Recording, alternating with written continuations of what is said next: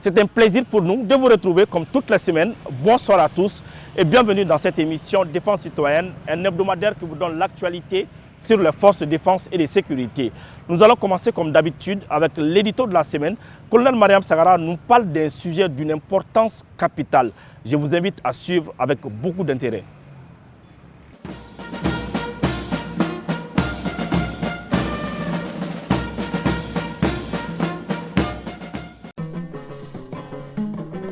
Donongora kafira sanga bonana ulu bisame ningara jayo dolinye ha chafali ibora ila mama brazula jadindo maja nyamina araba kale odo maja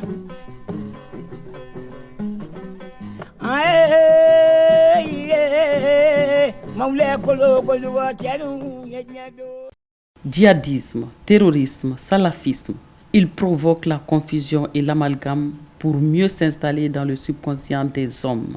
Radicalisés, ils sont djihadistes ou salafistes pendant le jour et terroristes pendant la nuit. Et dans leur discours, les sans repères prétendent agir pour le compte de la religion. Couler le sang des innocents, brûler les récoltes, violer les femmes, prendre de force les biens d'autrui, fermer les lieux de prière, piller villes et villages, et ils croient avoir servi Dieu du ciel et de la terre. Pourquoi les terroristes juxtaposent la religion et leur programme? À quoi sert de construire une montagne de glace avec les miroirs? Évitons l'amalgame et la confusion pour faciliter au FAMA de lutter contre le terrorisme et la radicalisation.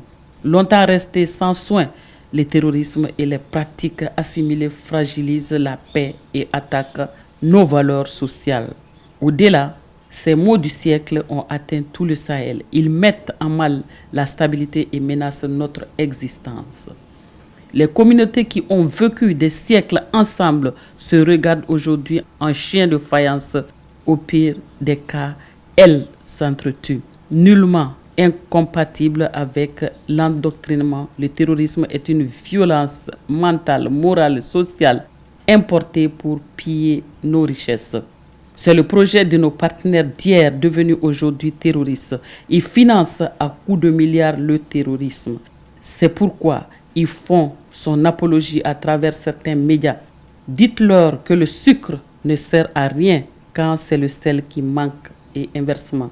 Les terroristes et leurs sponsors ont fait un rapprochement d'actes criminels et Dieu.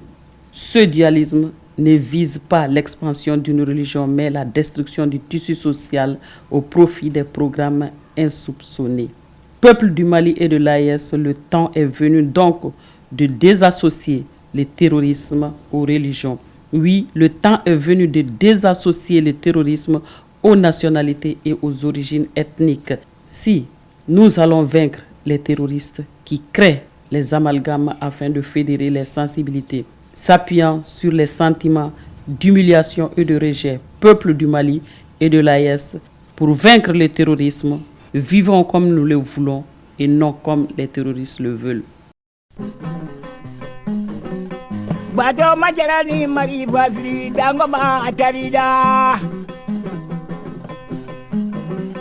Batoma jarani tamade ndri jebaro tarida